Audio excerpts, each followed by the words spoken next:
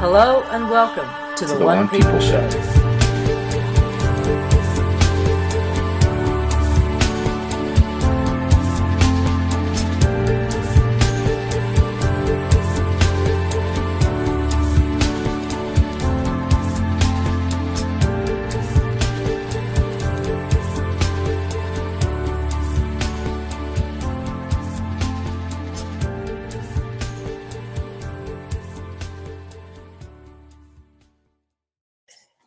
Hello and welcome everyone to the One People Round Table, show. Thank you for the 19th of April, which will be immediately followed by a 24-hour, when this is going to keep happening, global party.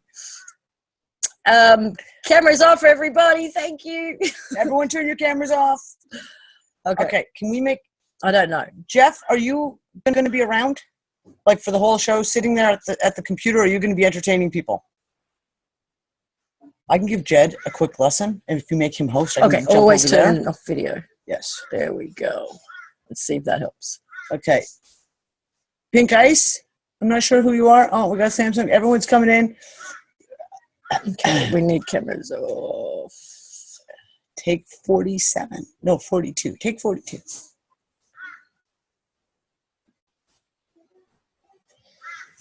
Fuck. New video. Someone else is on video.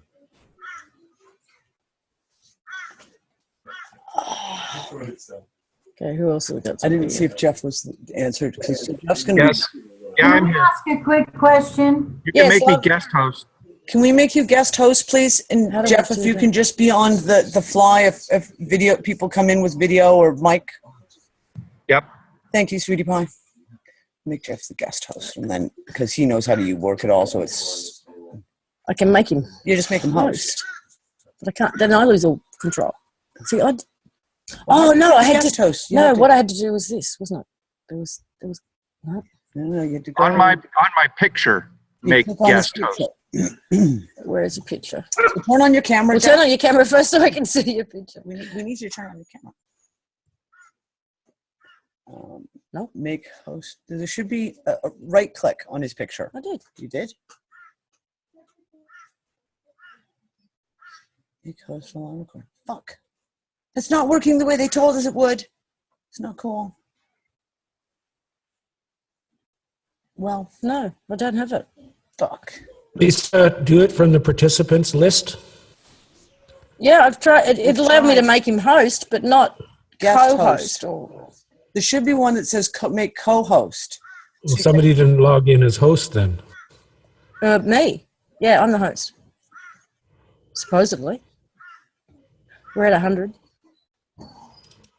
100 participants. Yay!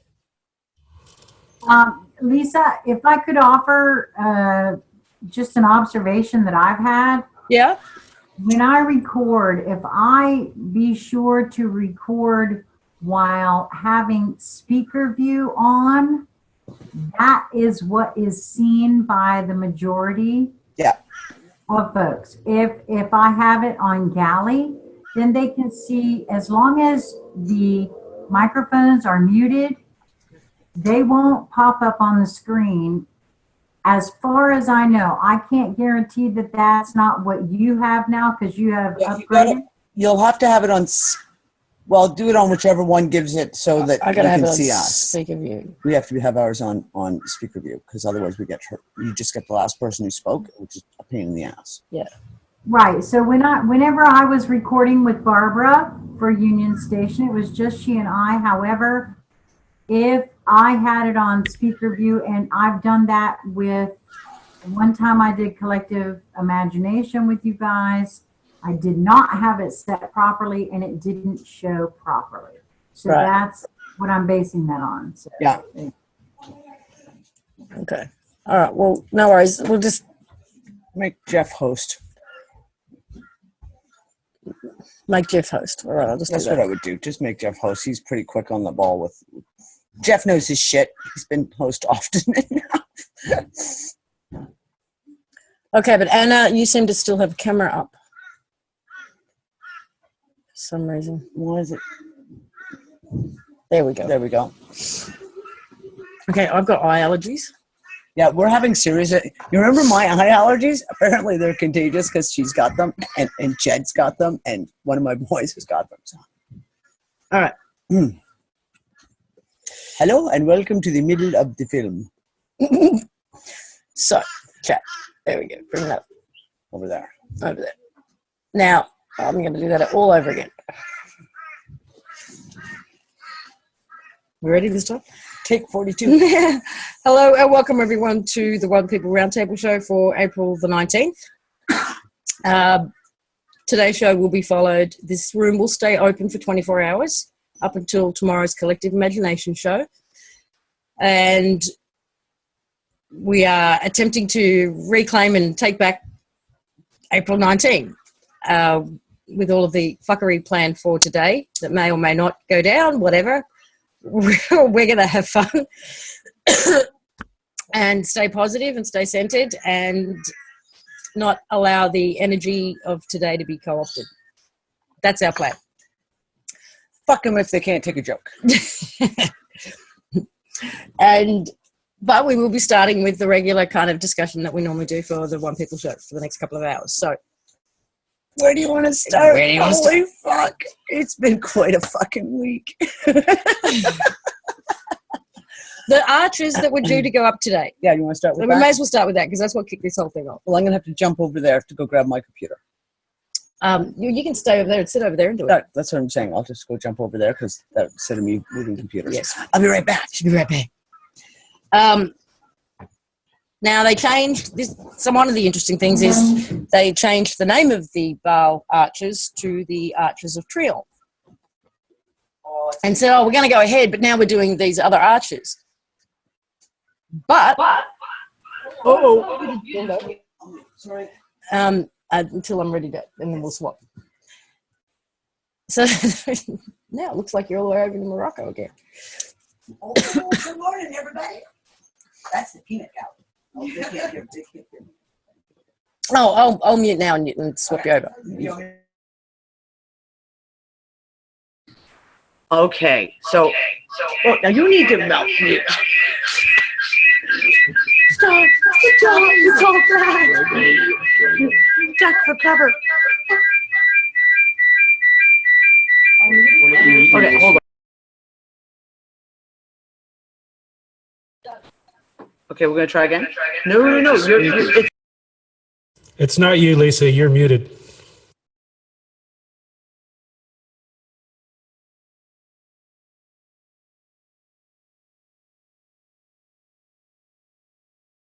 Someone else had their mic open that caused that, y'all.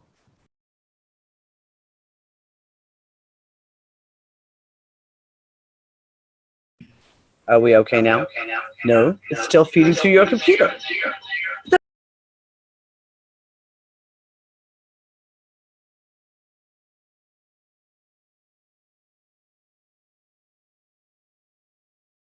Whenever we've had more than one computer in the room, the computer that is speaking, the other computer must be mute and silent for the microphone both for some reason. I don't know why. That's what it is.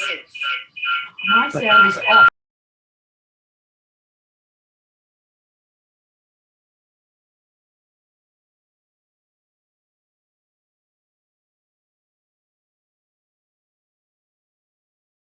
The weird thing is though, the sound on my computer is actually off, but it's still coming out of my computer.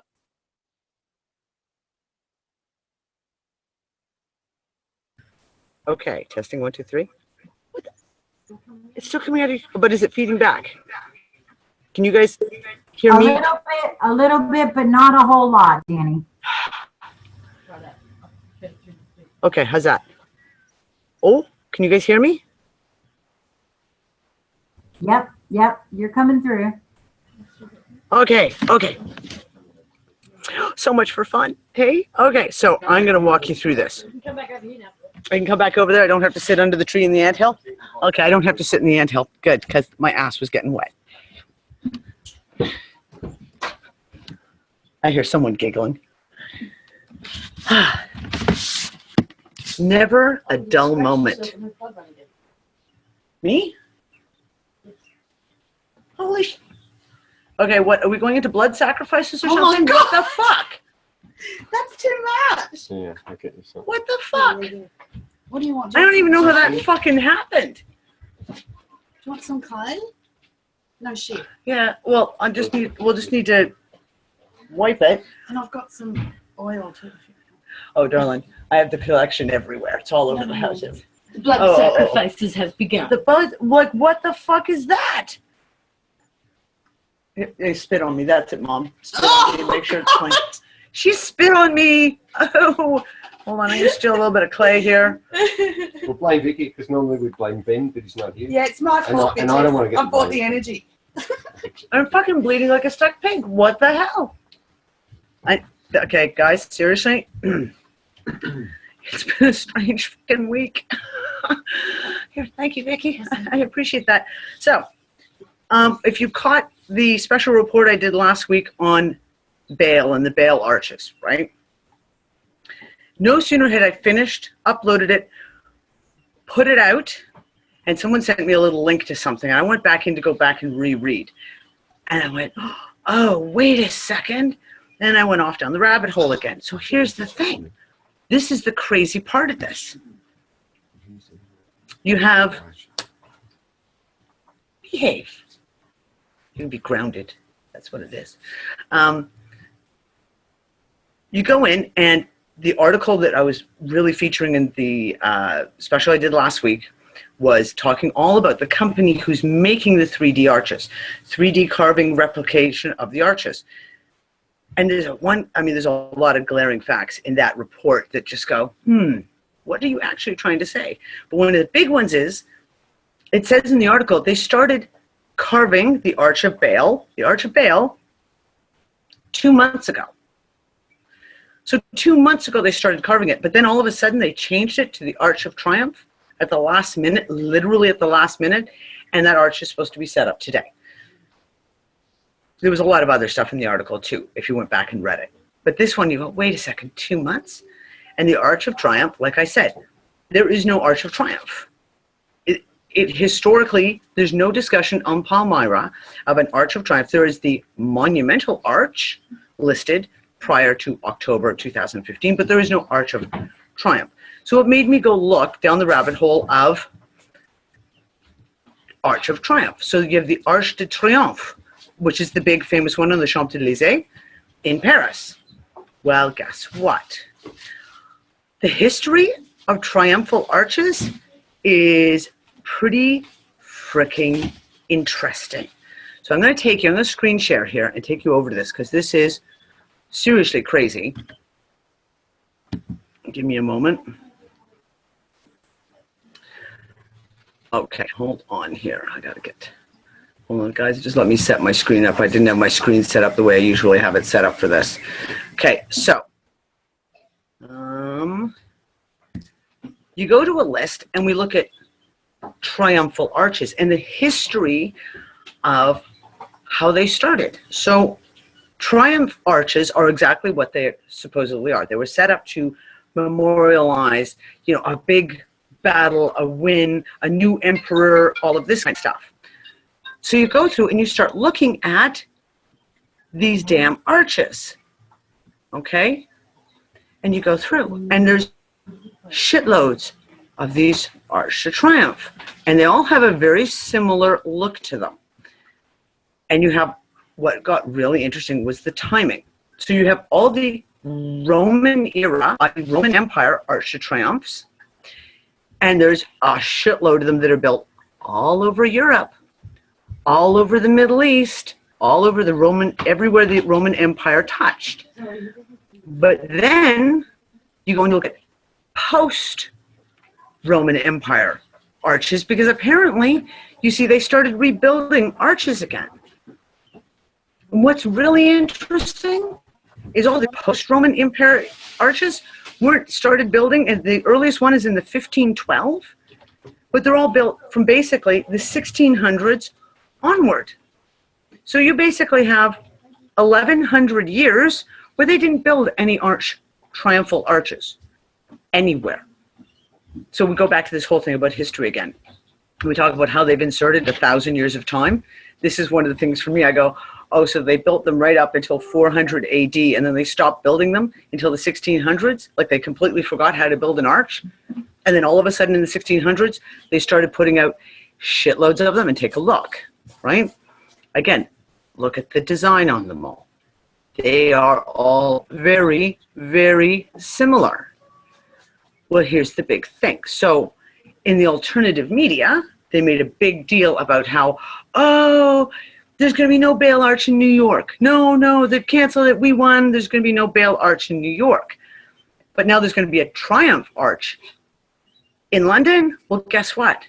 New York already has an Arch de Triomphe. It is an exact copy of the Arc de Triomphe in Paris. An exact copy. So I'm going to show you this picture here. So I put together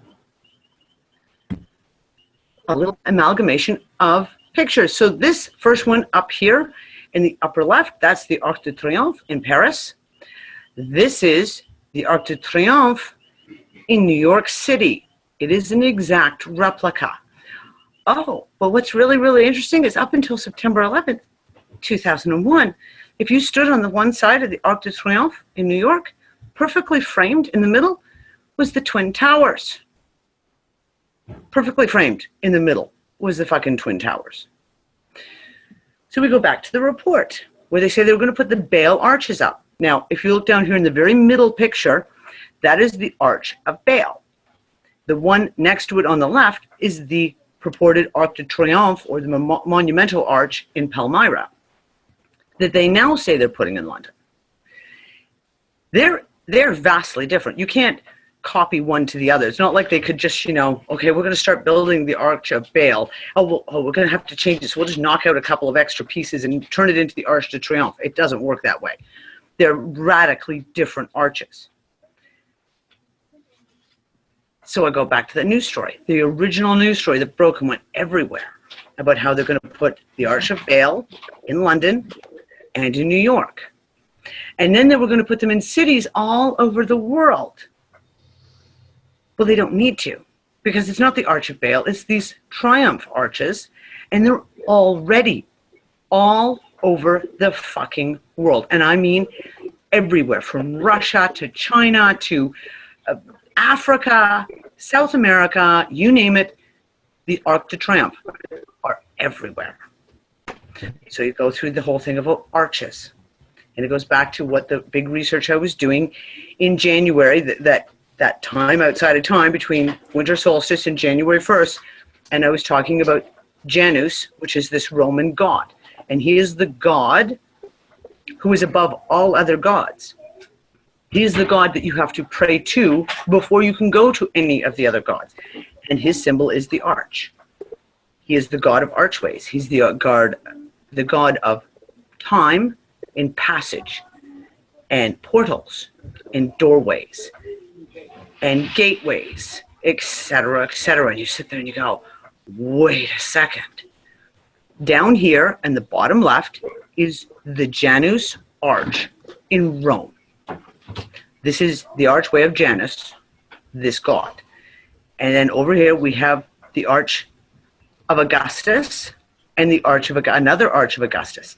And these are all exact replicas of the Arch of Titus. And the Archway of Titus, the original Archway of Titus, was the first arch that commemorated an emperor claiming himself to be God.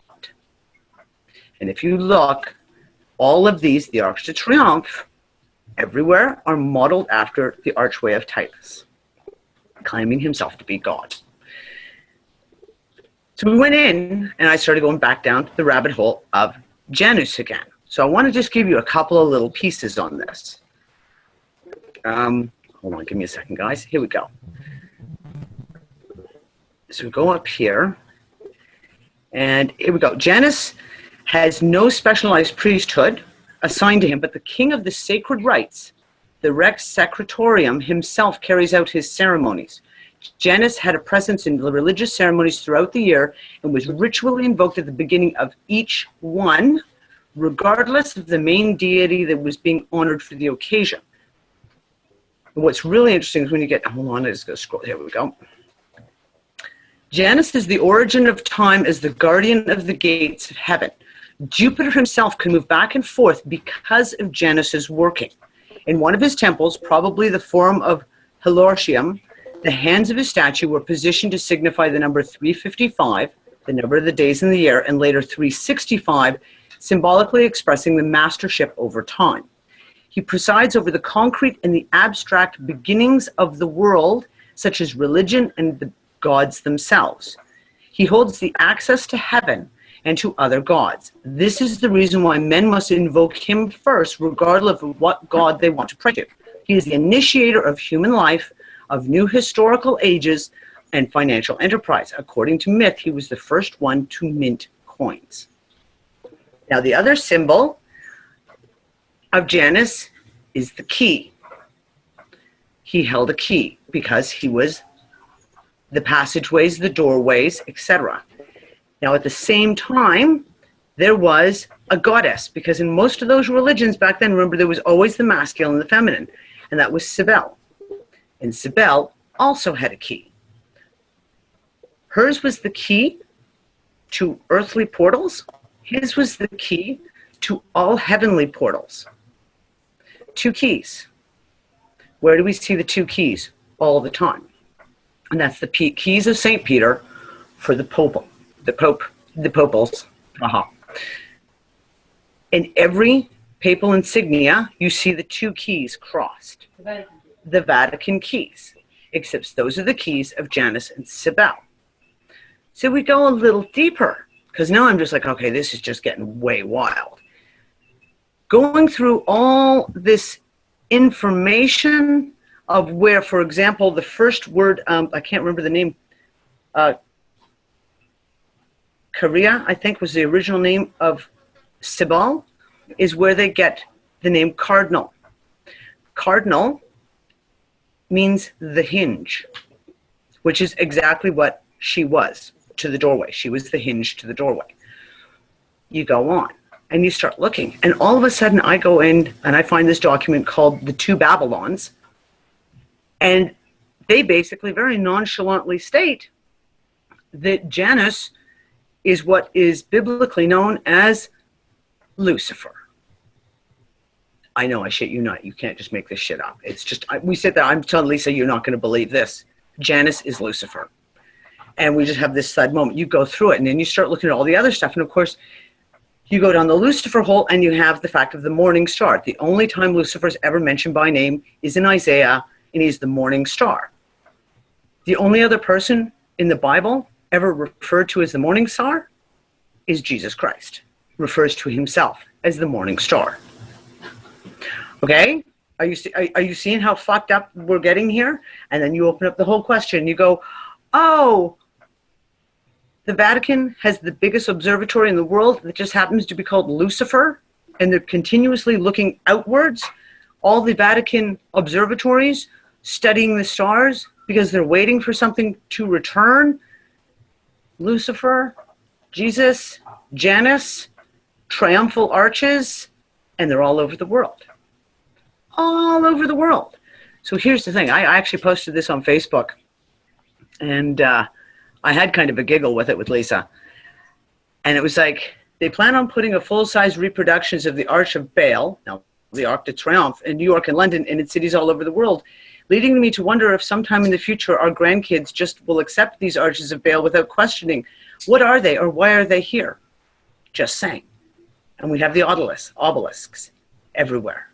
City of London obelisk, Washington Monument obelisk, Vatican obelisk. What are they there for? What were they built there for? What's the reason behind these? So yeah, that was my my little adventure down the whole Baal Arch de Triomphe, and I'm still looking at it because this book, The Two Babylons, is major. I've just downloaded the PDF and I need to go through. But yeah, the Arch de Triomphe, which is going into London apparently today on the 19th, along with all the rest of the bullshit. Yeah. So yeah, that's why we're having a party. Ha ha. And I'm going to go hop over with Lisa now.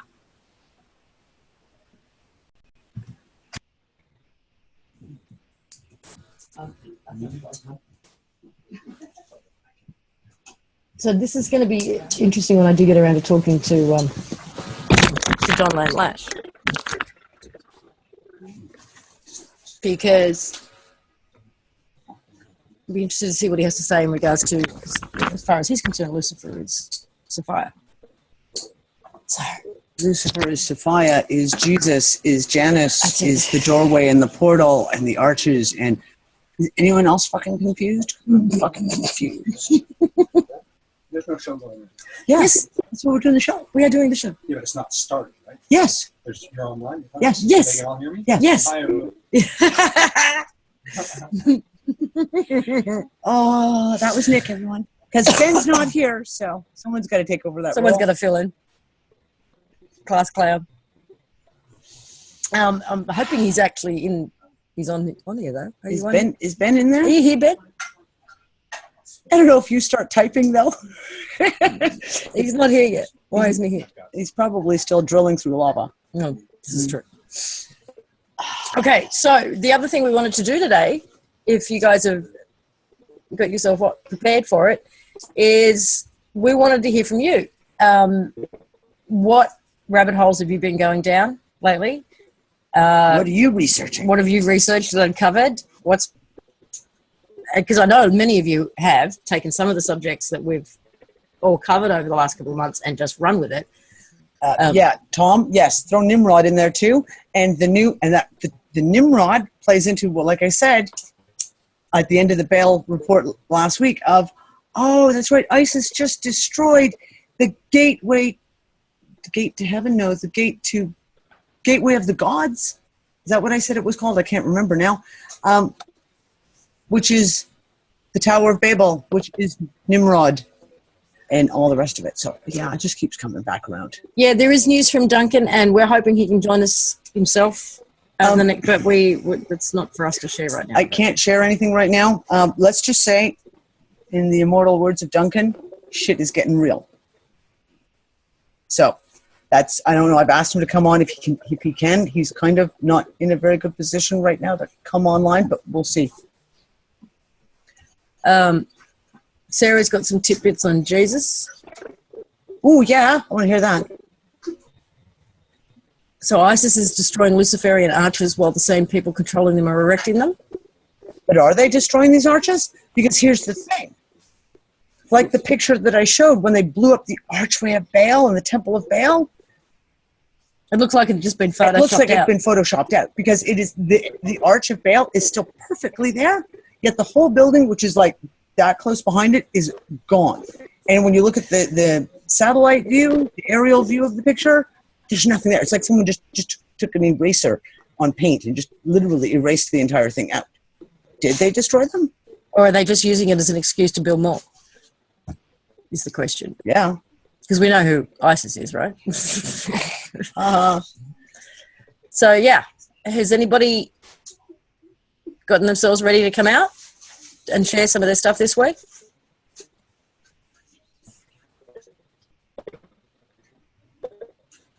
I think I can hear someone's. Someone, yeah. I can't. Mary's unmuted. Mary, did you want to speak or you just accidentally unmuted?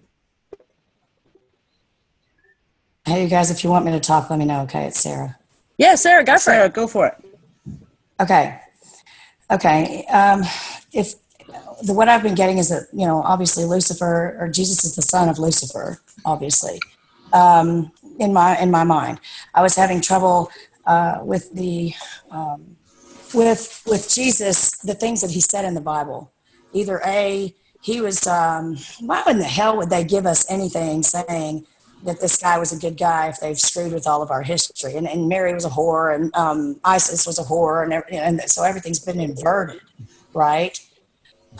And so Jesus and Mary, and maybe Jesus was overshadowed or had some other folks in him for a while, but when there are so many questions about Jesus that I have that I don't have answers to, that I think maybe, it seems to me that it was the women that were healers. I went to, something inside of me says that he's a magician, and that's what he came from, was his bloodline was of the magi, the magicians, the illusionists, or maybe. I have heard that, Sarah. I actually have had multiple discussions on that.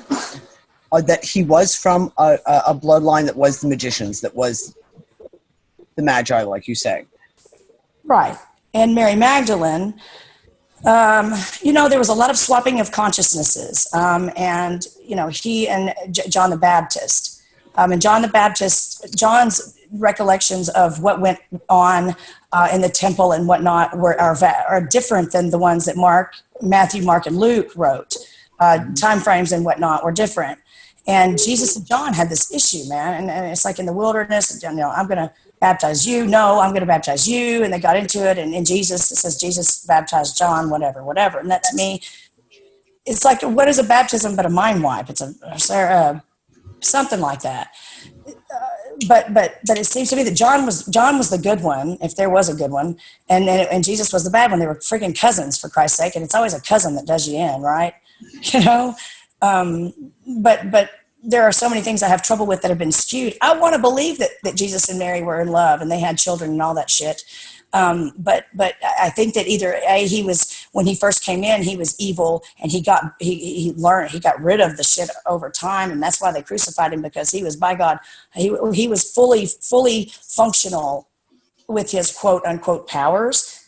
For some reason they had to take him out. I don't know, but there's a lot of things here in Arkansas and where I am that are pointing to his being here, and the Ark of the Covenant, I feel like, is here, and every fucking bad thing in the whole entire fucking world, from drugs, biological weapons, harvesting of organs, children trafficking, it all comes through Arkansas. And all Bill of it. Clinton.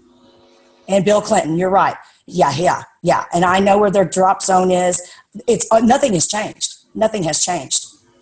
So, I mean, it all comes through here, and they're going to be their hub. The New World Order's hub was coming from right here. That's where they were wanting to start their shit. But it's no, I'm not going for it.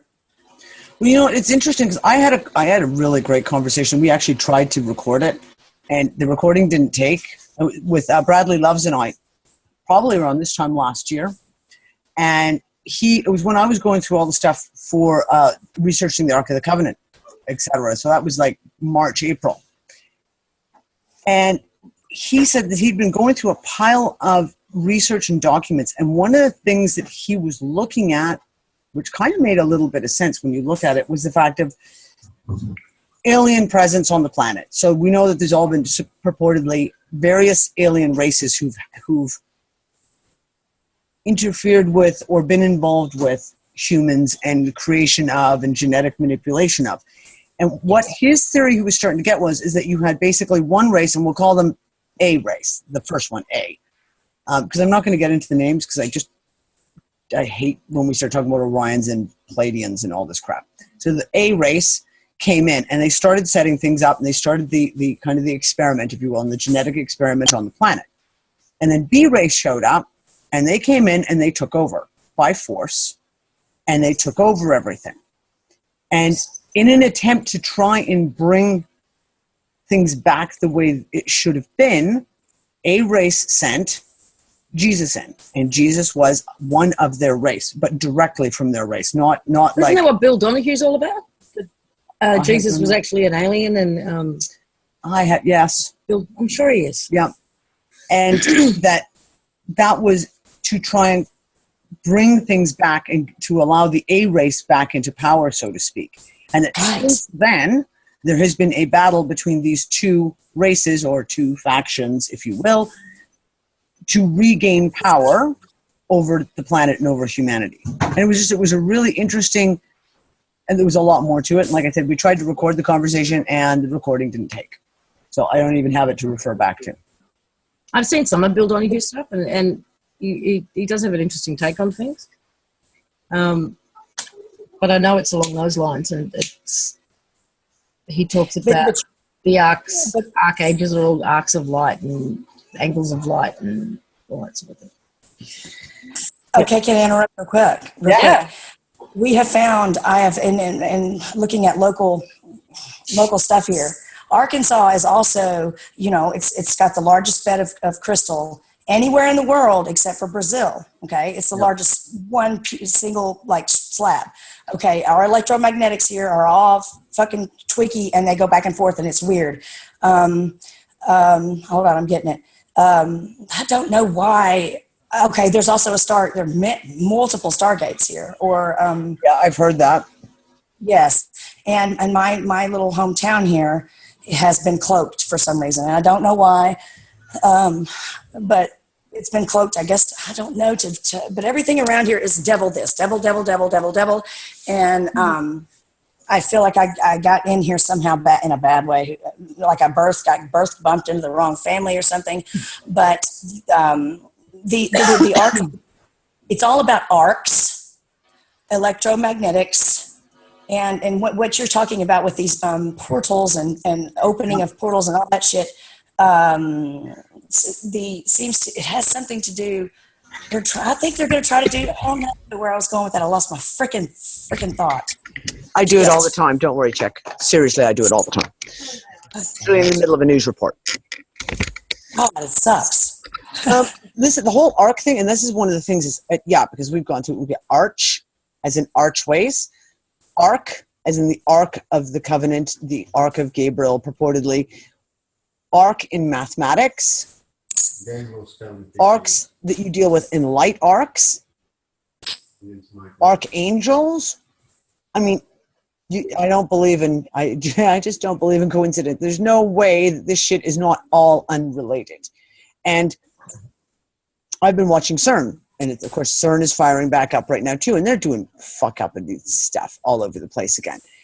All of this stuff, like I say, I literally have had moment after moment in the last few weeks of just continuously like everything we study, every rabbit hole we go down, no matter how seemingly unattached, irrelevant to the topics we're looking at, they all come back to these same pieces. They just all keep coming back to the same thing when you keep going down these rabbit holes. It's just insane. And like I said, even with the arches, when I was doing the studies of the arches, and we go, oh, look, how come there's like 1,100 years between the last arch made and the next set of arches that were made? Wait, why is there 1,100 years? Wait. Or is that just 1,100 years that we're told just didn't exist at all? Because, I mean, that's what we're looking at, too, the history of it. That whole Dark Ages crap did not exist. It is just a make-believe thing. And they just inserted 1,000 years, boom, right in the middle of it. Well, I guess, to a certain extent, archaeology doesn't lie. So if you've got, the last arch made in 385 AD, and the next one's not made until 1568 AD, really? Again, 1,000 years. But it just keeps coming back to the same thing of like, just saying, no matter what rabbit hole we go down, it all comes back to the same stuff. We just keep getting pulled back to this, and this whole thing about arches, arcs. Again, why? And sorry, I'm sorry. There's keys too. There's there's some keys you're talking about. See, so there was something. They come along, and Lily knows about this. I spoke with her about this. That there was some sort of a key that I was supposed to have that maybe it got misplaced, and I felt like I got stuck here at some point. I got stuck here. I think we all think we got stuck here. We know this is fucked off, this reality, and it's really bad. But these keys, when you said the keys were crossed and the Vatican had them, that's because the Vatican they've got the freaking keys. They've got us locked the fuck up in here. We can't get out, and they know it. But they also know that in some very soon point in the future, that by God, somebody's going to find their key and get us all out. And I say key using that as it could be a metaphor, like it could be like Lily said, it could be healing the pineal gland, making myself to where they couldn't fuck with my pineal gland, and then I could fix everyone else, maybe like something like that. That could be the key. But there are keys, and at another point to go between dimensions, not really dimensions. Yeah. If you look at the life, there's other worlds. Jeez. Okay, you're triggering a couple of memories for me. One is a conspiracy around Michael Jackson. Huh? Right? Apparently, Michael Jackson's world tour that he was about to do, he had figured out, supposedly, a frequency.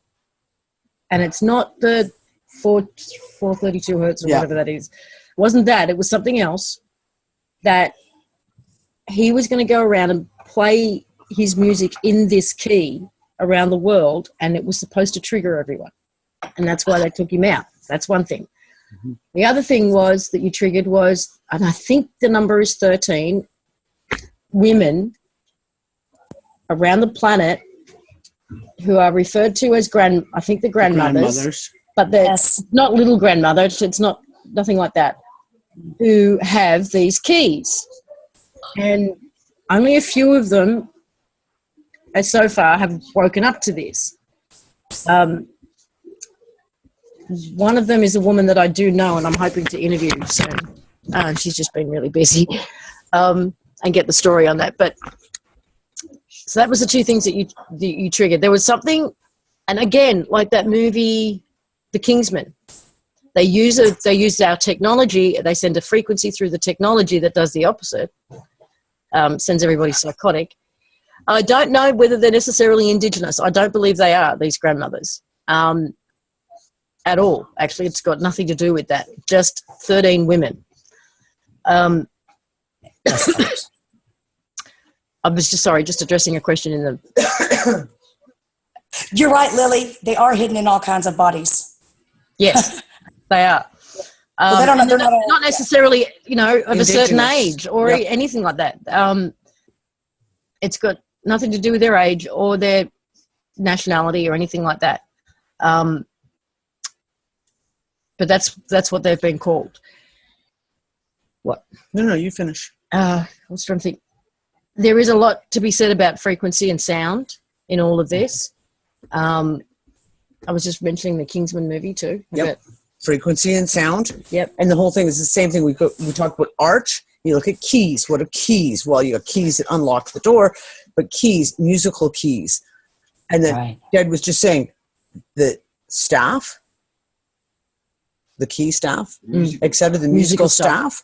The trouble staff, as I always used to call it when I was in music class. All of these things, like they all interweave, right? You got all these things.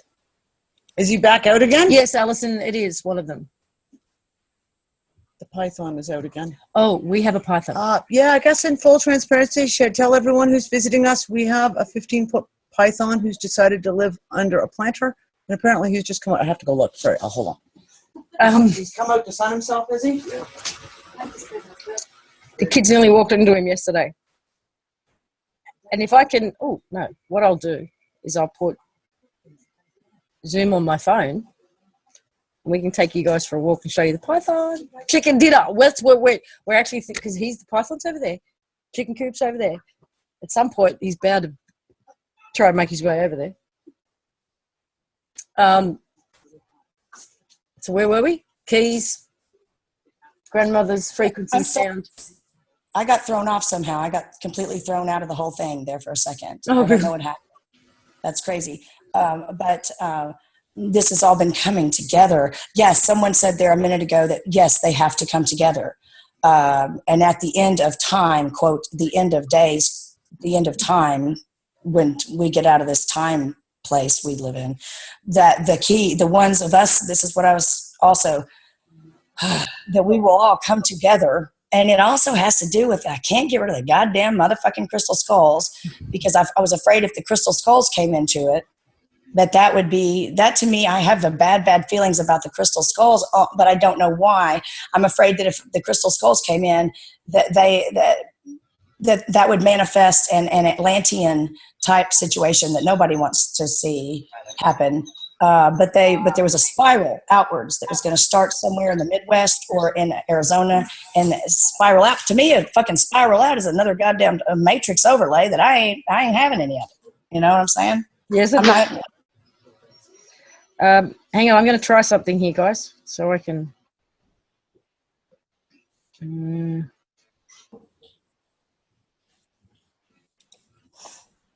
Come on. Now, if this works.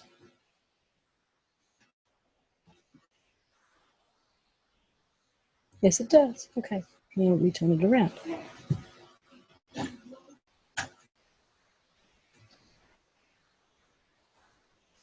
I'm sorry, we're all over here admiring the Okay. snake. What? You should be able to show them.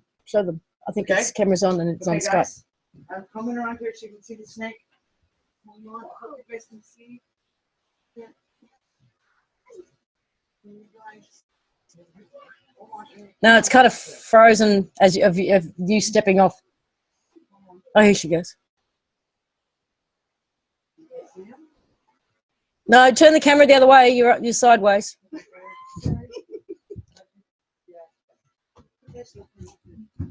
Yeah, I can see him. You can't really tell how big he is, though.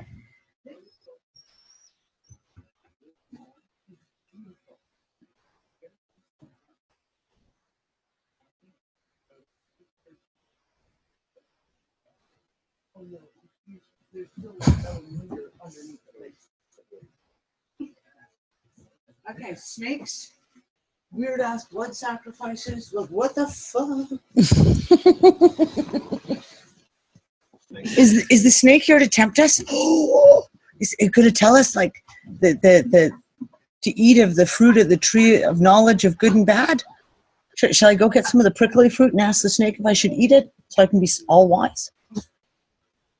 I'm just being ridiculous. Yeah, you are. Okay, sorry. I'll shut up and sit in the corner. Yeah, she's big and she's beautiful.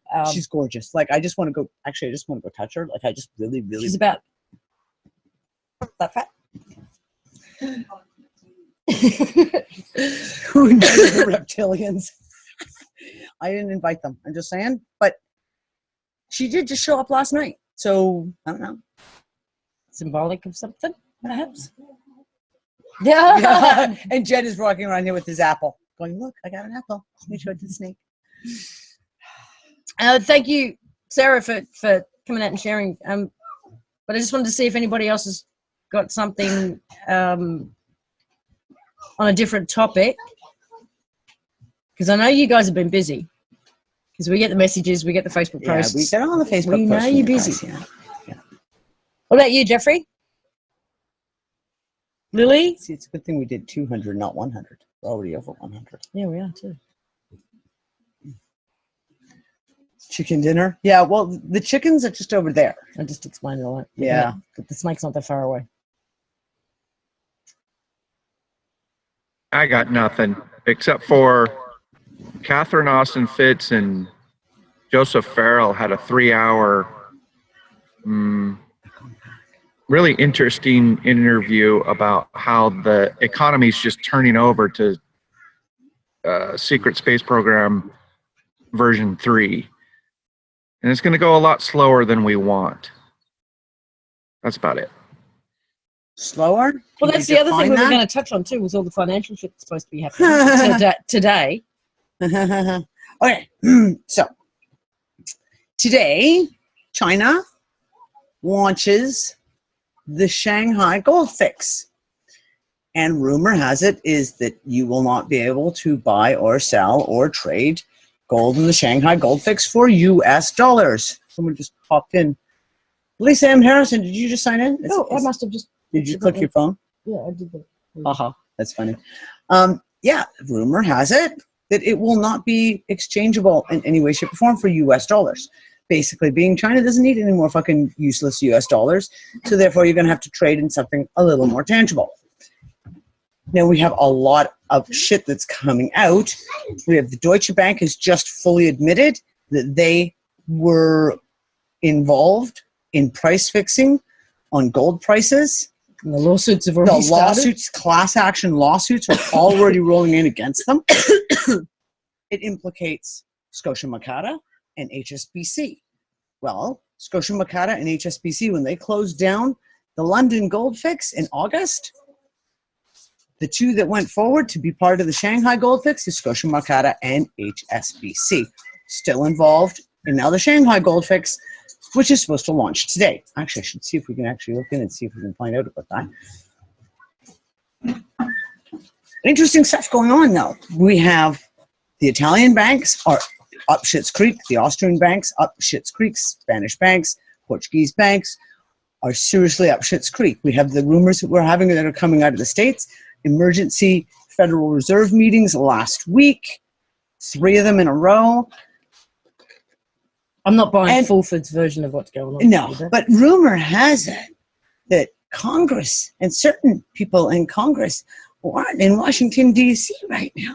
And perhaps a whole chunk of Perhaps Congress. a whole bunch of Congress were in other places, like perhaps in the Middle East somewhere. Then they perhaps were in Switzerland for a while, and perhaps they're on the way to the city of London right now. Which begs the question, why are U.S. Congress members making jaunty trips around the world? at Sounds this like no time? one's home in Congress. There might be like a very, very tumbleweeds flowing through Washington, D.C. right now. Support staff only. Support staff only, exactly. Financially, yeah, I mean, the stuff that's going on financially, seriously, the flies are bad today. Stuff that's going on financially right now is insane. The lawsuits, we have Goldman Sachs and Wells Fargo within a week of each other settling out of court on mortgage frauds and security frauds from 2008. My question with that is, where is the money going? Who are they paying? Yeah, when they pay $6 billion, who are they paying that $6 billion to? And this has been every single settlement that I've been covering on Transconspicuous News for the last couple of years. It's been my same question. Who are they paying these settlements to? Where does this money go? Because is it just going into another bank? I.e., does Goldman Sachs pay $3.5 billion and it just gets deposited into JP Morgan Chase? Which is then, if JP Morgan Chase has to pay a settlement, does that just go out of there and get deposited in Wells Fargo? They're all just handed over. They just handed over the same money, kind of like that whole story, like I said, about the $100 and the whores and the hotel and the butcher and the baker and the candlestick maker. Same $100 pays everyone off. It's the same few $1 billion that's just They getting just passed keep around. passing it around. It's your turn to pay some fines here. You Clean take the this. slate. Take this. There's a lot of shit going on. I want to talk about now. We're going to jump because I'm going to be just. Well, before you jump Oh, wait. off the financials. Yes. Okay. There was a question in here. One question. Has anyone heard of Emancipation Day and the fact that it is a federal holiday in DC? What's Emancipation Day? So Well, I'm saying I've that's a never heard no. of it. I mean, I guess Americans have. As a Canadian, I have no idea what that is. Well, I can tell you that I had no clue. This is Sheila. Apparently, IRS tax deadline was moved to April the 18th in honor of Emancipation Day, which I have never friggin' heard of in my entire life, because that is Really? considered a holiday in DC, and therefore the taxes wouldn't be received on the tax deadline that I've grown up. I'm 54 years old, never heard of such a thing.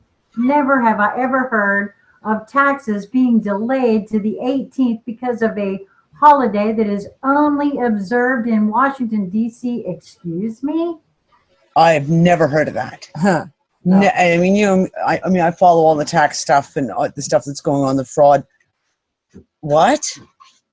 Now, Washington exactly, is its own country, so I don't know. Is it their own, national holiday for just Washington, D.C.? Well, apparently it has to do with the fact that Abraham Lincoln freed the slaves on that day, supposedly. Although I have to say this falls in line with your idea of history being rewritten, because I've never heard of such a thing as it being the legal holiday in Washington, D.C. No.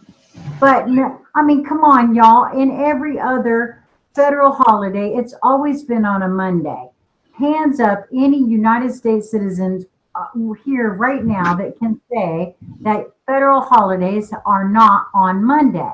We all know they are, never on Friday.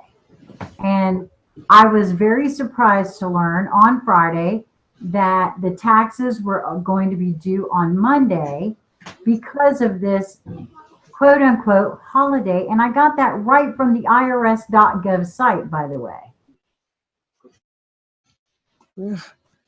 Okay, nobody in the chat room's heard of it before either, by the sounds of things. I learned of Emancipation Day in school, but I it was call never a bullshit. holiday. Emancipation is the freeing of a minor from parental control.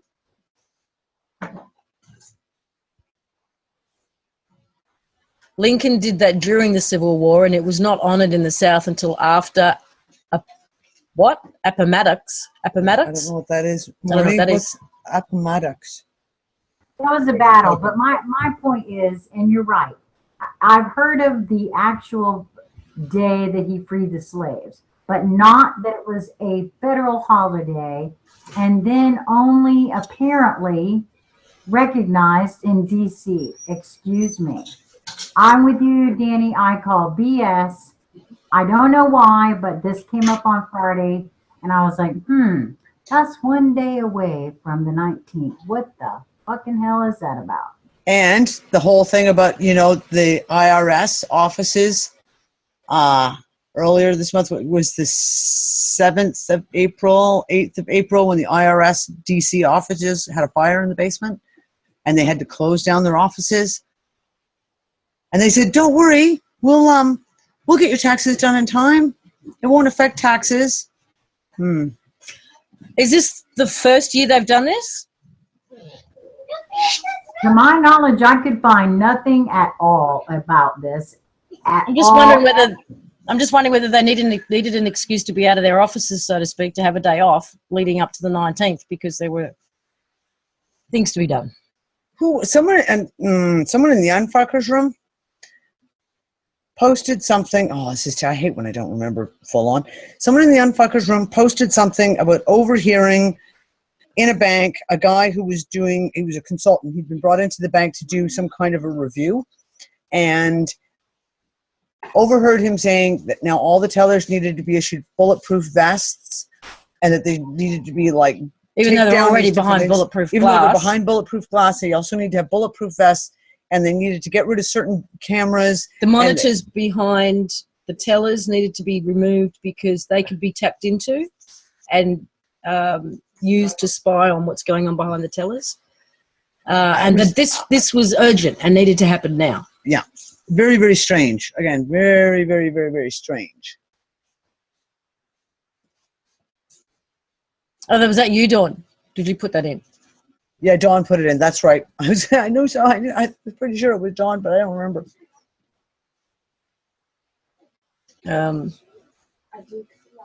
Puerto Rico suspended payments to the IMF. Yes. And the IRS.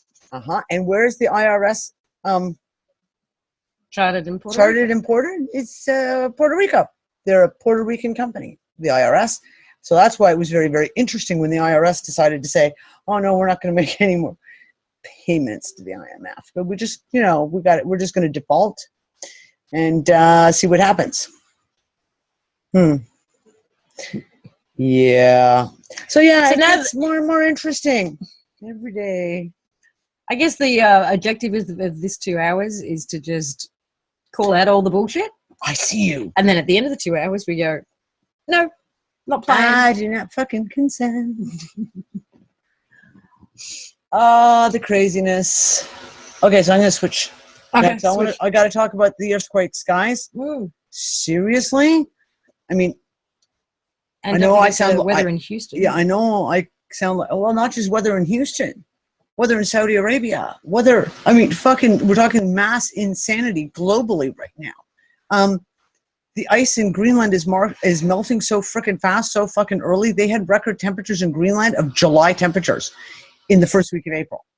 That even the scientists cannot come up with an explanation as to why all of a sudden it's 18.5 degrees in Iceland in early April, which is like their maximum temperatures they reach in like July. You have massive floods and storms again in Saudi Arabia. Tornadoes in Iraq. Iraq doesn't get tornadoes. What was the other tornado? There was another massive tornado just went through. Oh, I've got it open up there. It's on my computer. The earthquakes right now are unbelievable. I've been tracking. I've had the live feed for the earthquakes open for about 4 days now, and I'm watching it like continuously all day. For those of you who watch Dutch Sense and suspicious observers and whatever will know that these guys called it as they were seeing the ring of fire going off, and some of the ones down on the, I think it was the west coast of South America. They said the east coast of South and North America are going to go. The they west have coast. to. The west coast The of west North coast, America. sorry. Because there has to be a rebalancing of the pressures. And that's within 24 hours it started. And there are some saying that the US is actually vibrating. I mean, these posts were going up 48 to 72 hours after those initial quakes. And they said the US has not stopped actually vibrating. That was the 16th the last and one I saw 17th. was the 16th and 17th. We're watching an unheard of amount of volcanoes, an unheard of amount of earthquakes. In the last 6 days especially, it's been ridiculous. And there's been prequels of like volcanoes going off. So the big earthquakes, the two big massive earthquakes that happened in Japan, and they have not stopped shaking. They've been shaking. They've had earthquake after earthquake every single day in the same spot. It just keeps over and over. 5, 4.0, 5.0. There's been a couple of 6s or low 6s. Just before that earthquake, the first one, they had a volcano go off. You've got volcanoes all over the place going off. We have ridiculous weather. The shit that's happening in North America right now, we have snow in southwestern Ontario, snow all over the States, massive. Dawn sent us a message this morning about Houston, so I went and looked it up. Houston is getting hammered. They're talking about tornadoes, snowstorms. It's the fucking middle of April. All this insane weather shit is going on. We wouldn't know it sitting here, though. It's been relatively calm here. I mean, we've had a couple of freak windstorms that have come up out of fucking nowhere, which have been freaky in and of themselves when you're sitting here completely calm, and next thing you know, the trees are going. And strange things like that, totally blue sky, and suddenly it's raining. Yeah, we've had several rainstorms with not a cloud in the sky, and we can't figure out where the hell the water's coming from. We've had 3 nights ago, the biggest aurora around the moon we've ever seen. Oh, yeah. And we tried to take pictures of it. I don't know if any of the pictures really turned out, but it was like if the moon was this big, the aurora around it was, I mean, you see the little rings around the moon. This one was like this. The very next day, I step out into because when I'm looking, the sun is kind of above the deck around this time of day. I can't see the actual sun itself, but I can see the clouds, and there's a weird look to the sky. So I go and step out, and there's a massive, full 360-degree aurora around the sun in the exact same position that it was around the moon just the night before. So, is this all natural? Duncan, are you here? Carlos? Duncan is there. Holy shit, Duncan. Do you feel like talking since we've got you here? If so, come on. Because fuck. You should be able to, I don't see you as He's Carlos. Duncan. That's He's Carlos. Can you unmute yourself? Would Jeff unmute you? Because I got no control anymore. You don't hear me? You're on mute. You are unmuted. Okay. Can you hear me now? Oh, someone's calling you. We or can. Someone's calling us. Can you access the video? I don't know. No. I think they We can't see you. We can hear you, but we can't see you. I'm working on it. I'm technically insolvent. Okay, that's Technically insolvent. Wait, I want to get it. On more levels than one. Yeah. video. Right there. Start video. Someone's ringing through. It's like I'm hearing the phone calls coming through from the messenger on. There he is. There he is. I know what. It's a used computer. What can I say? How are you? Alive. Well, I'm glad to hear that you're alive, because it sounds like the last week or so has been a little intense. Funky? Yeah, you could say that. And that's a mild understatement. Can I do this? Hang on, we're trying to make it. It seems Skype is ringing. You need to turn off your Skype. Yeah, damn it. Oh, that would be an interview of a lifetime. Can you imagine if Not here. Oh. Not here. Sorry, not yet. There we go. Is that better? Yeah, we're adjusting. Who the hell is calling? No. I have a cell phone that hasn't worked for a week, and now I start getting calls. Sorry, fixing the camera. Hi, Susan. Shit. Hi. Hi. I just fixed it. Sorry. You're making me dizzy. Sorry. I know, Duncan, you've been up to some serious fucking adventures for the last week. I don't know if you want to get into that. But yeah, serious fucking weirdness is going on right now.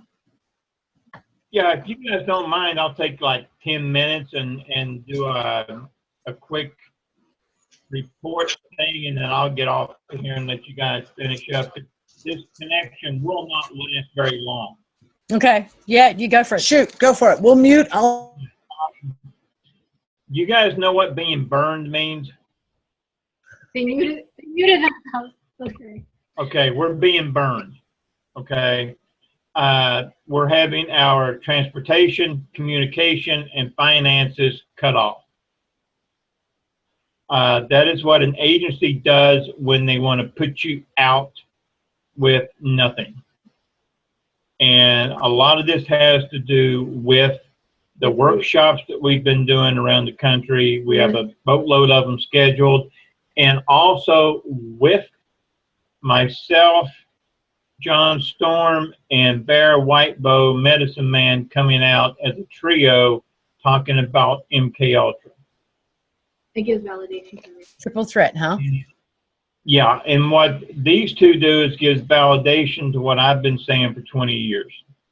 Medicine Bear is not only an MK Ultra guy, but he is the recipient of a Silver Star, 2 Bronze Stars, and 2 Purple Hearts.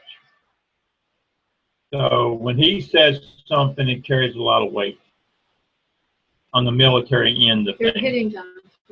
They've hit John Storm to the point to where they left this poor guy with absolutely nothing a couple of months ago. The cops put him out on the street at a bus station with nothing but the clothes on his back in the snow. No medication for None of these meds for his diabetes, anything. They're hitting all of us right now. And we were planning on doing a fundraiser, but now we're trying to do a workshop / fundraiser in Florida where he's living right now, but what they've done to us the past few days, we're not sure how that's going to work out. But long story short, we're being burned. Where, if you don't mind me asking, where are you approximately right now? Are you able to get to Florida? I was just going to say, are you even able to get to Florida? No. Let's just say we're in Iowa. The middle of flipping nowhere. So if there's anybody in Iowa who wants to take a holiday to Florida and take a couple of passengers. We don't know anybody here. Our car 2 hours away. Our car was towed 2 to 2.5 hours away from here. And they left us in a rest area with basically all we could pick up and carry. We were on our way to a workshop in Denver, Colorado. The state cops that were there were the most apologetic gentlemen you could ever come across. They were literally, one of them I thought was going to cry with what was happening. So someone called the tow truck guy. Yeah, they knew exactly where we were going to be staying a couple hours to get a break, because we were going to try and drive straight. We were going to sleep a couple hours, and here's where the crux of all this comes about. I haven't talked about this before. Back in the early 1980s, when I was deep in the projects, I stole a boatload of evidence. I took files, I took paperwork, I took 8mm super, the super 8mm film, the little reels. I took black and white photographs. I took signed documents. I took bearer bonds and put them in a huge aluminum attaché case, put them in the trunk of my car, and I hid them here in Iowa. What's in that case would literally rip the United States government wide open. Now, this morning, I received a communication from MI6 out of London that if I go to London and hook up with them, if I leave Susan, No, they're going to Maryland. and if I don't leave Susan, they will Marilyn Monroe her. And I think everybody knows what it means when I say they will Marilyn Monroe her. And if I do this, everything will be fine. I got one thing to say to you MI6 guys.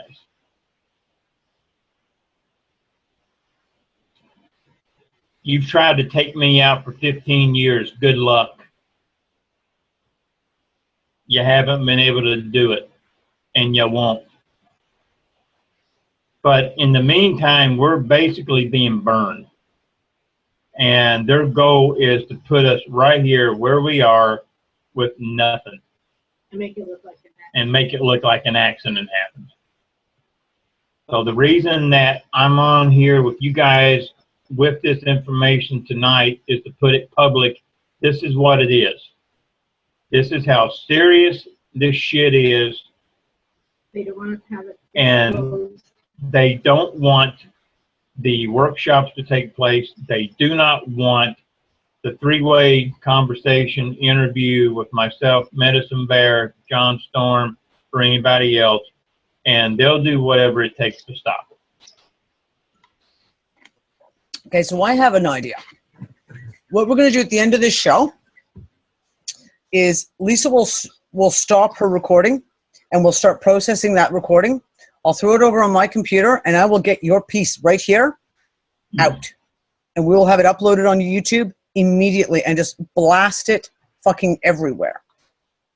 Cool. Because I've always said that the safest way to deal with this shit is to be as public as you possibly can be. We have 101 people on live right now who are all witnesses to everything you've just said. 104. 104 people witness everything. Also, and to be straight up, and I don't care to say this publicly, we got a watcher at her window last night. I put 2 inches of a knife blade up his ass last night.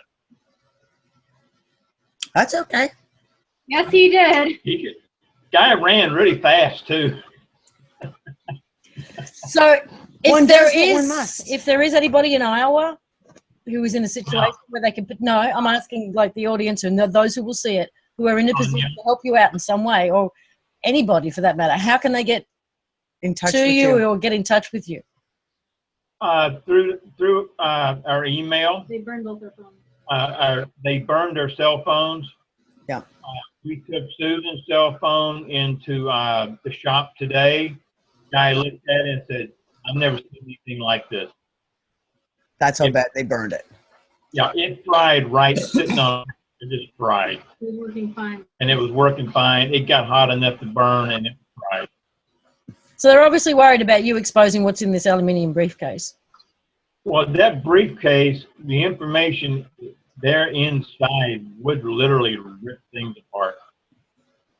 So is it time to bring it forward? I think you should go get a fucking briefcase and fucking open it. Well, I only remember parts. See, I spelled that thing even for myself. Yeah. That's why we were on our way to Denver and we allowed a full day. I have location, but it's not exact. And we were going to take that full day to go try and find it. It's in the trunk of a car, and it was my car. Just find it. It was that many years. Okay. It took me years to culminate all this information. And I used multiple resources at that time. We're losing your audio a little bit. You're fading out. It's You're hard not to hear cutting you. out. You're fading out. Like, Yeah, it's being jerked with. We're being jerked with. I'm surprised it's actually lasted this long. no, they. no, Linda B, different car, Linda. Different car. They took Duncan and Susan's car that they're using to travel with right now. The information is in another car. Correct. Yeah. It's from the 80s. It's I put that case and car in hiding circa about 1983. He doesn't remember everything. It's not clear. It's not a complete memory. It's fragmented. That's why you're trying to jostle the memory a little bit. Yeah. Sorry. No, I got it. There's Susan's forehead. That's it. That's all you need to see. No, Get over no, here. no. If we jostle the screen too much, everything goes crazy. We just jumped to 105 too. Or did we Okay, just join so the room? yeah, exactly. So Duncan, I mean, you and I have had conversations over the last while about your memory and how you have triggers and things happen and they instantly trigger another unlocking of shit that they locked away on you. I assume with the shit that's been going on in the last, especially this last 3-4 months, that you're probably unlocking a hell of a lot of old memory stuff right now. I remember things He doesn't always go public with all the stuff that he remembers. that I don't. But Yeah. there's a lot that he remembered from the past that he just never went to public with. But as this he expressed to me a long time ago, and when we first started, interacting with each other on a personal level, he expressed this specific case in the car a long time ago. I almost thought it was almost like, is it real? Are you sure? Is it real? He's like, no. Libraries of memory. Yeah. Is it Memorex? Yeah. Yeah, well, you have to ask those questions to be very, to utilize your critical thinking. Is it a real memory or is it a fabricated screen memory? Because that's kind of like, I don't doubt you don't see things, but you have to ask those questions. And what can use it? It's a real memory. There is a real one. And then we started. Go ahead. It's a real memory because a lot of people died. Yeah, and it started coming through a little bit more recently where he was more in a relaxed state, not so much kind of fight or flight, that it would present itself. I guess some of the things that would just kind of all of a sudden resurface a little easier. One little thing at a time, and it would just be very slow, but it was a accumulation of one thing at a time. And so from Susan, we're having a hard time hearing you, hon. You're kind of garbling out, getting very quiet. Your audio is getting messy already. Can you hear me now? Yeah. Better. Okay, I'm screaming now. When people meet me, hopefully I'm not this loud. What part was it that you missed? Well, it sounded like you were just talking about the memories and how they come in fragmented, and it's about putting them together, bits and pieces, putting them together all the time. I'm better off count. Well, they come in kind of fragmented, but as he's a little bit more calmer, they start to resurface a little easier and a little bit more fluid and more accuracy and more vivid memories start to come. And obviously, we use the little magic interact, to kind of bring up the memories forward, because we use scrying, we use compulsion spells, we use whatever it takes to pull everything in. And the problem is I hid the car in the case I use magic to hide it. Now I know the area. You're getting I know an interference. area and the Are you interference. guys getting interference? Yeah, we're not Yeah. hearing you very well at all. It gets very, very Okay. quiet all of a sudden, where it's just like someone turns down the volume. Yeah, they're starting to mess with it now. Okay. Whatever we do now, we've got to do quickly before we lose everything. All right. Well, how can we help? Yeah, exactly. Apart from getting this clip out as quickly as possible, how can we help? We need transportation. Straight up.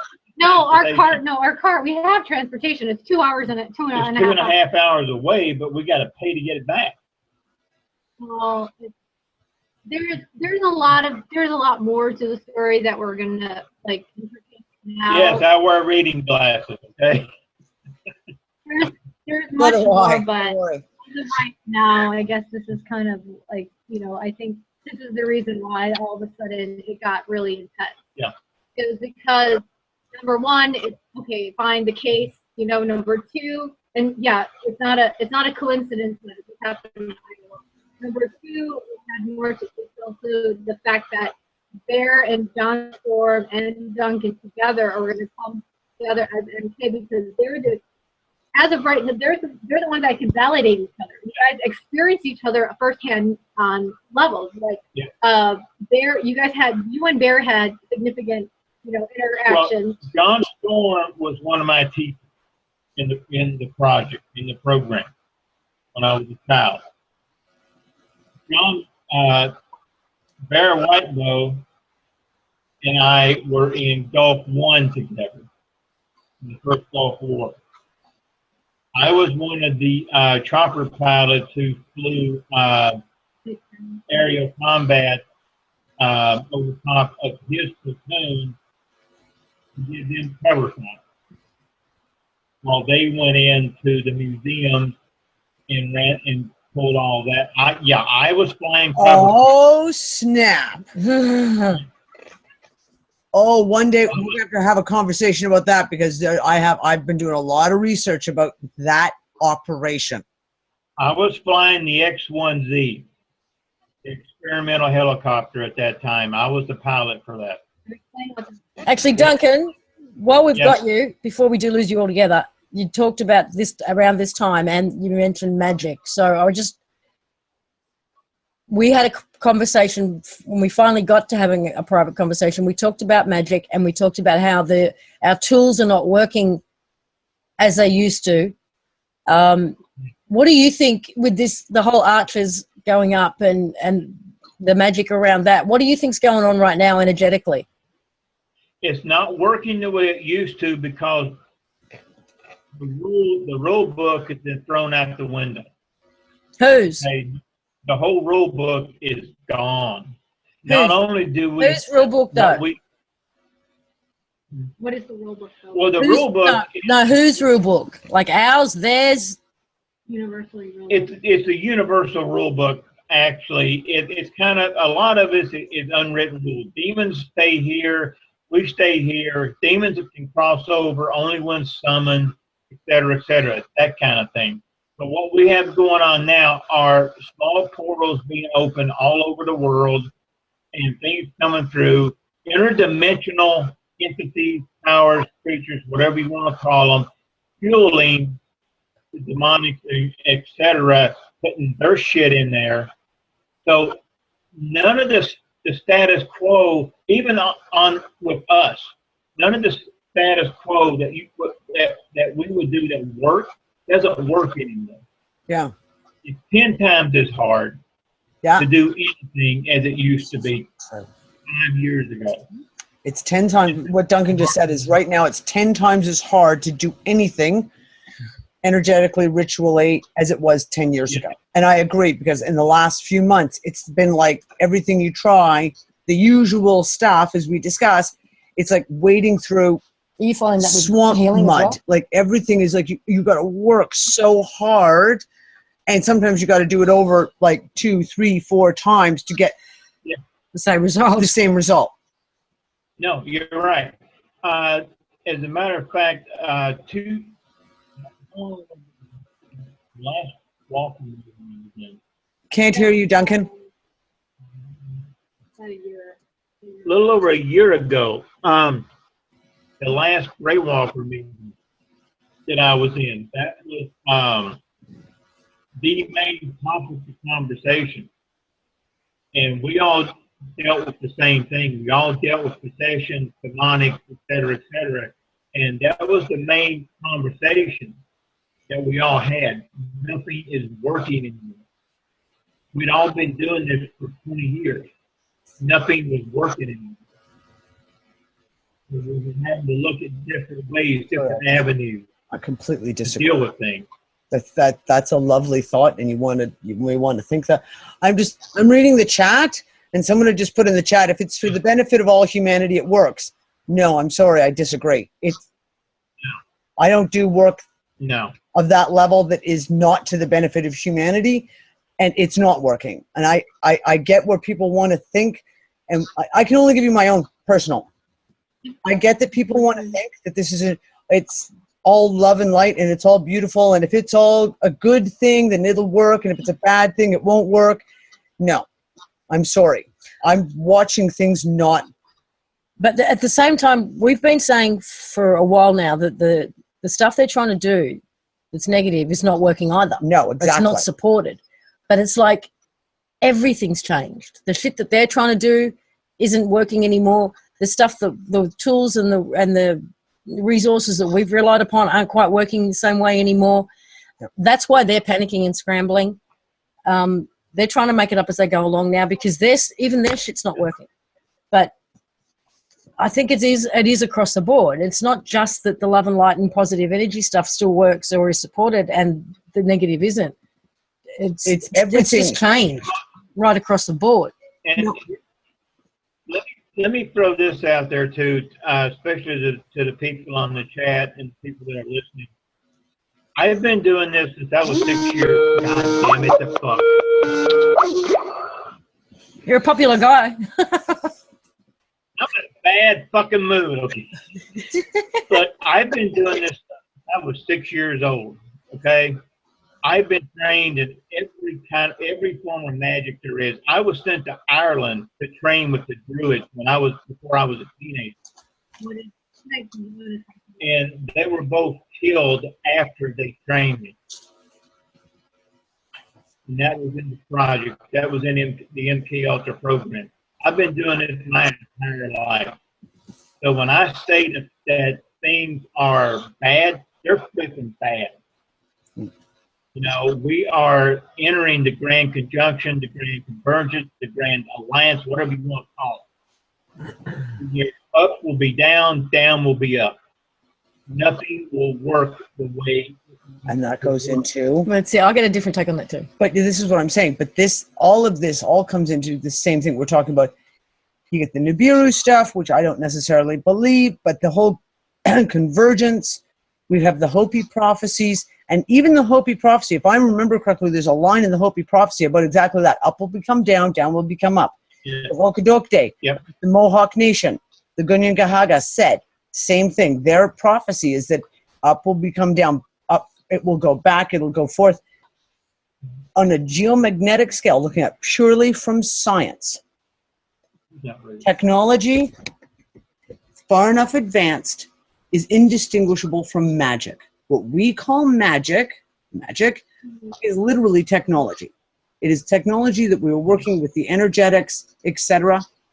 Right now, the entire planet's energetics are fucked. And if we're looking at the shifting of the planet and the shifting of the geomagnetics and the electrical fields of the planet, that to me, even scientifically, speaks to the fact of why all of a sudden shit just doesn't work.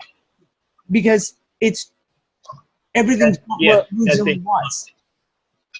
Okay, you got it. Now look, from here to here, on a timeline scale, the energy frequency has been the same. Okay, everything that we've done, all the human race has done from here to here, with the energy frequency is the same. Everything's working. We're not here anymore. Yeah, we're here. The frequency is changing. If we don't learn to change with that frequency, we're fucked. I agree. Pick up that frequency Human and frequency learn going to like change this. with it. Yeah. So if we're not moving with the Schumann frequency, then our interactions energetically are going to be off. Like if Yeah. you're Oh, talking yeah. about- Okay. I agree with that's that. all I'm saying is that what he's saying.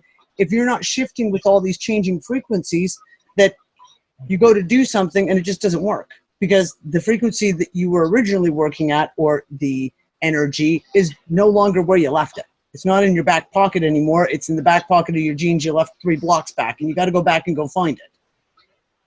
That's all I'm saying. Having said that, though, I think that we are, on as a whole, and potentially being supported to move with the human frequency. Most of us, I think, are. I think, and more people are all the time. Yeah. And I think that That's where our tools have to evolve. we are seeing all of this, and we've talked about it before, that we're seeing all this craziness and all this negativity and all this satanic, demonic bullshit going on. But at the same time, we are also seeing some really, really positive stuff. Yeah. I think the volume has been turned up to 11 on both. They're both becoming more intense. They're both becoming more. Yeah. Yeah. It's still there in duality and in balance in a way. But it's just crazy. The dial's been turned up on both. What you're looking at is total polarization. Okay? You can do that better than No, I'm not. you can do it better than I can. Is Sorry, I'm shy. the people who are dark are becoming darker, Darker. while light are becoming lighter, and that's the way it is. We're becoming more polarized. The gray center is going. This is what I said 17 years ago, almost 17 years ago. That time would come when there's no gray area. You're left, There's no right. No, there's no grey anymore, yeah. That's very interesting. I hadn't even thought about. Yeah, but there it is. There is no gray anymore. Yeah, Not anymore. no. It's No, like there's no more time for sitting on the fence. It's fucking pick a side, because No. What we're looking at No, are- exactly. That's exactly what we're looking at from here. Yeah, get small camera. Imagine, okay, we're in the center, right here. All these different realms here, what have you. They're all lining up to here. With a grand alignment. That's the grand alignment. Happens some people say 26,000, 26.5, 36,000, 50,000. Different people say different numbers. Doesn't freaking matter. Okay? This is what is known as the grand alignment. When the grand alignment takes place, there's no bets. There are no bets. Say that again. There are no what? There's no bets. All bets are off. All bets are off. Got it. Okay, got it. When that Wait, that almost works with the yellow rose of Texas. What she's kind of talking about that tilt, right? Yep. Yep. You run away for a second. Can you bring me a drink? No, never mind. I'm just joking. No, I've got one. It's okay. I've got one. This is just it. I mean, I guess this is the moment where we're going back to the topic of magic, where we have to learn to work with the new energies, and we have to kind of like you talk about frequencies changing, and the frequencies change. We need to be able to work with those and kind of redial into the new frequencies in order to make things work again. Right. Interesting. Well, you know what? I mean, I have a feeling they're having issues with their own GPS systems, so I guess everyone's GPS system needs to be realigned. GPS systems in the future will be, well, let's just say this, electronics in the near future No, are he's going to just be, saying metaphor. oh, metaphorically? Yeah, there's Okay. I need my GPS I got you. I'm on target. Thank you, Susan. She hears better than I do. There you go. So you got Susan there to keep you on track. That's awesome. She's my ears, definitely. I just wanted to say something for a second. Because every time I talk about people making a choice, there is always a bit of backlash. No, I'm not going to make a choice, or I'm going to stay centered, and that's It's not about staying centered. Not making a choice is a choice. Yep, it's still a choice. It's to choose not to choose is to choose. And there are many, we are so confronted with what choices to make right now. And it's not about, for me anyway, these choices are choices that we make in each and every moment. And it's not about not being centered or not being in the void or not being in the, what do you call it? In the heart zero center, space or whatever. 0 point. Because if you make your choices from that space, you make your choices then you're making a balanced, non-reactionary, centered choice. But you're still making a choice. And we had a conversation the other day around just having children and becoming a parent, and the number of choices that you are confronted with from the moment you find out you're pregnant. You know, you choose every time you put something in your mouth. You know, should I eat this or not? Do I choose to eat this or not?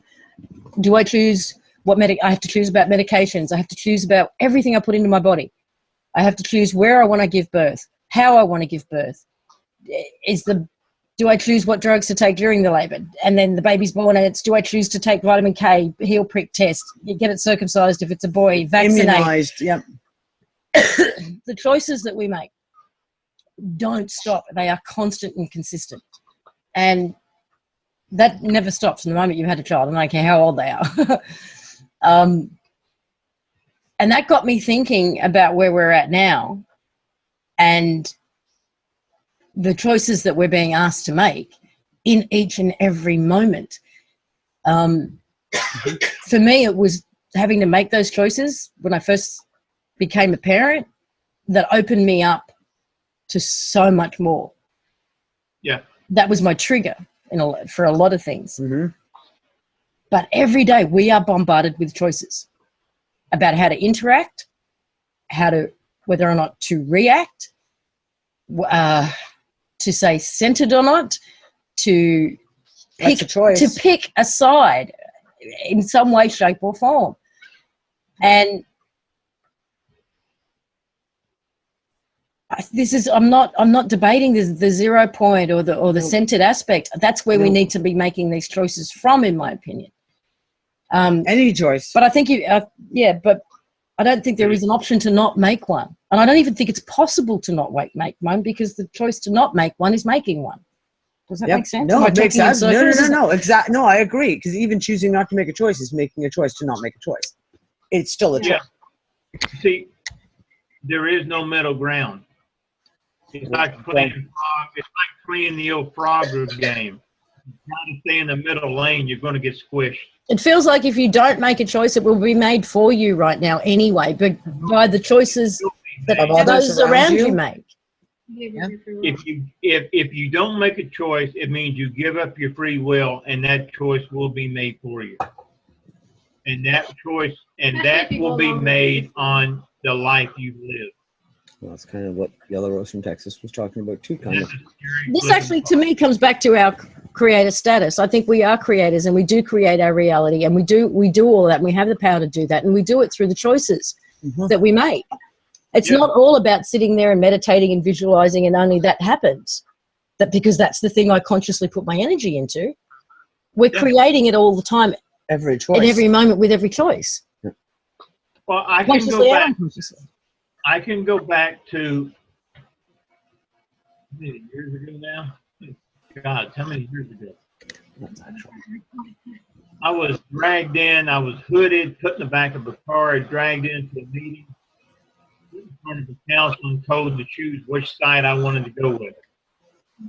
You know, I chose to go with the human race. Yeah, and Jeff just made a really good point too, which is that, I mean, we are given the illusion of choice. Yes. For example, with politics, right? You can choose between this guy, or this party or that party, and it's a false choice. It doesn't mean that we only have to choose between what's presented to us. We have the choice to go, you know what, no to that, I'm going to choose something completely different. I don't consent to this one, and I don't consent to that one, and I'm going to choose to create something completely new. So much of what's going on right now, especially i.e. politics, that's a fabricated choice. Yes. Yeah. It's not a real choice. True freedom is the freedom to choose something else completely different. Yeah. And believe me, when you come to politics, I know what I'm talking about. My college degree was in political science. So I know a little bit about political science. And there is no choice. In political science, there is no choice. There's no Republican, choice. Democrat, Bernie Sanders, Donald Trump. Yeah. Doesn't matter. That we haven't had a president that has any power since at minimal Abraham Lincoln. Yeah. Voting I for agree. a president is non-consequential. Yeah, you know what I'm saying. No, exactly. They don't have, all they are is a puppet. It don't mean a damn who you vote for. Yep. Especially now. That's exactly it. It doesn't make a difference. It really, really doesn't. No, it doesn't. It's a fake choice. But It's like choosing between Burger King and McDonald's. Yeah. They're both going to kill you. Burger. Can we just ask the audience, because what we're getting is Exactly. Hang on. Yeah. I agree. Okay. Hi, I'm Susan. Hi, Susan. I just want to ask an audience point of view. Sorry, can you hear me? Yeah. Yeah. I just want to ask an audience point of view because what we're getting in the United States is it varies in opinion and I guess on multiple facets of, I guess, intellect, I don't know. But do people want to hear about MK Ultra to the fullest extent or not? I'm just curious. I do. Not everybody does, that's for sure. Not everybody does, no. Honestly, the just dealing with and my personal not really. interaction, everything, I don't know on a global scale, but what I've been seeing here in America, it just seems so they just don't care. Well, the majority in the chat room are answering yes, they do want to hear it, and I think for the most part, we know that whatever is done in those programs is also done on a large scale to the general public. So the more the more we learn about the finer details that work in these programs, we learn to be a bit more observant about what goes on and generally. And to be straight up, all the times that we have talked about MK, and even several years before when I was talking about it, 99, I'm telling you, 99% of the positive responses that I got and that we've got have been from sources other than the United States. Yeah. Well, I think. Sorry, the only reason I'm asking is because I feel like there's recently, the predicament that we're in and that what I've been exposed to firsthand, I was like, well, I'm sorry. It's honestly, in my six. Six. Fuck you. Yeah, exactly. Yeah, fuck off. I never believed that I would get to a point in my life that I would actually, Facebook friends that I blocked a lot of this stuff from because I separated my involvement. I knew that no one would understand. Out of my time, actually understood my involvement with Duncan and everything, and have explained the situation that he went through. Two people maybe. One person specifically, Tanya, she had a lot more understanding, and that's just based on. I went at her head. Well, because he helped her, yeah, and also that she had a father that was really We can't hear you, Susan. You're fading out. Really fading. Lean in just a little bit. I'm not that soft. She's like, don't make me get in front of the camera. Get up. We're almost just seeing you forward at this point anyway. I said we're almost. I'm sorry. Okay. Can you hear me now? Yes. Yep. You gotta Okay. talk real loud. Okay, I'll talk really loud. Okay, talk real. Oh my God. Anyways, I guess the exposure that I've been through is that here it's such a denial of the existence of it, of the whole MK, and if anything, it just seems so watered down and just completely it's put in movies, it's put into the social Brushed media. under a carpet. I'm sorry? Brushed under the carpet. Absolutely, that it just looks ridiculous to if you even talk about it. It's like, oh, that's just a movie, that's Hunger Games and everything. The reality of it, and this is just my being with him, and not that he exposed all of it to the media. There's so much that he has not talked about. Yeah. And I guess I kind of pushed a little bit more on the avenue, and especially meeting Bear and knowing his situation, and also John Storm, and John Storm with the absolute guilt, the training and aspects of it, and what I've been privy to and information of it. It's heart-wrenching. It really is. It's going on now, and to anyone who says that it's not going on and it has not been, it's diluted. It's so diluted. No, they haven't done that since the 70s. Oh, that was stuff they did before. They don't do that now. That's the rhetoric. We spent, like, people that who called us friends and everything, they said, after we left their house and everything, and they said, oh, yeah, we've been lied to so much. And then later on, we've been told after listening to interviews, literally a week after we just spent days together, weeks and months with them, they said, oh, the whole program has just been underground. And but you know what? Tell that to all the children. Tell that to all the little kids that actually been sacrificed. Yeah. You tell it to me and tell me that it wasn't worth it and it's just all mitigated, brushed under the rug. I agree with this too. You would to hear that just within his experience, not in talking about the other people's experience, just with his experience, there's hundreds, thousands of kids sacrificed for this. Yeah. It's very, very heart-wrenching. What something Johnny just said in the chat room, he just said compulsory schooling is a watered-down MK Ultra project. Compulsory schooling right now is literally like that, watered down, how they push it out across the entire public.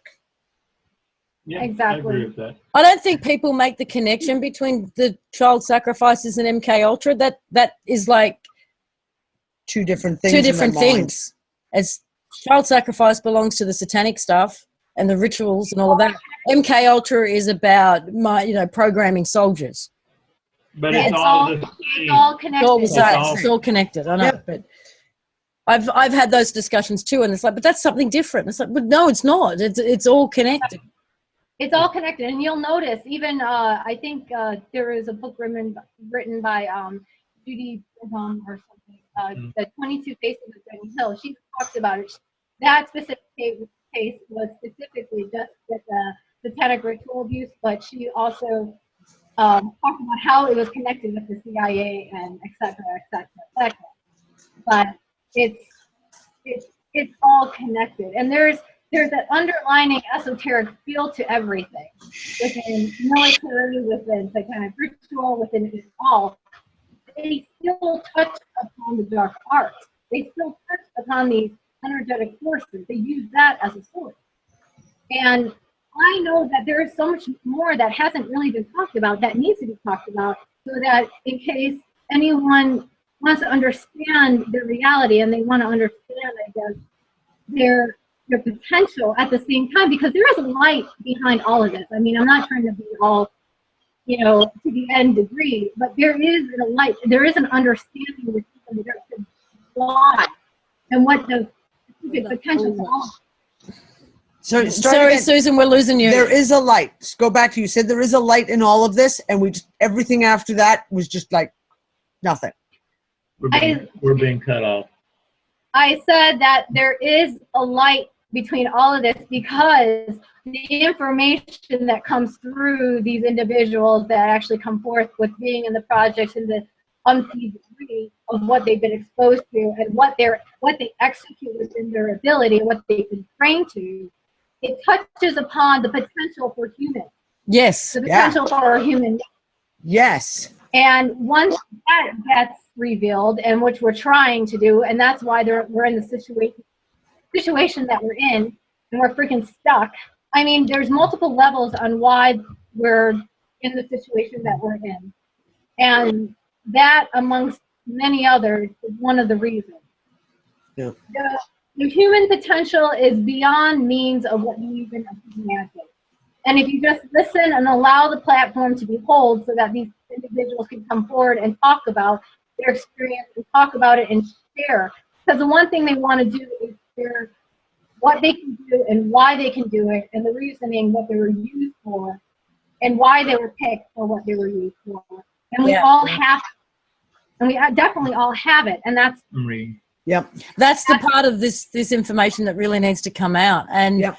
and for people to understand that those who are trained this way are actually just bringing out what we all have innately. Yes. Yeah, I agree. Guys, we've actually hit our 2-hour mark, and I don't know whether you know this, but we are leaving this room open for the next 24 hours for the world to have a party together in this room. So I'm so glad you two got where you are to be able to jump on and join us. And I'm so sorry about the drama you're going through. This is it. Internet right now is all we got. Our phones are dead. The hotel phone is dead. It's part of being burned. First they cut off they take transportation, then communication, then finances, and then go to Bear. Bear just posted he was going to wait to come out a little later, but the emergency was happening now. But if you go to Medicine Bear Whitebow on Facebook, and you'll run into his latest post. Like, you have to scroll down a little bit, but he talks about the Delta Force and where he was involved with everything. Or go to mine, go down, you'll find it. Yeah, he tagged us on it too. If you've got him on Skype, could you send his Skype contact to Dee? I will try to once we get off. Yes. Okay. And do you have a lot of? Really quick. Do you guys have a lot of Polynesian audience? Where you're in the South, like Australia? Yeah, there's quite a bit around. Yes. Okay, just a shout out to everyone. I've danced hula for most of my life, and I'm a hula dancer. Yeah. So no, yeah. I made this mistake the first time I met Susan too. She's not First Nations. She's Polynesian. No, I'm actually, I embrace the Polynesian culture because I loved it ever since I went, and I started taking hula since I was like 15, and Polynesian dancing, and introduced to Samoan. So Alofa, Yorana, Yoda, Aloha. Nice. We are going to stop recording. We'll say goodbye as far as the show is concerned. We will stop recording so we can get this online as quickly as possible, but stay tuned. And as soon as I say go, everybody can turn their cameras on and chat and talk. So thank you to everyone for joining us for the show. I hope you stick around and you can come and go anytime over the next 24 hours. Okay. And let's reclaim the energies of today. So, yes. Thank you and bye for now. Bye, everyone.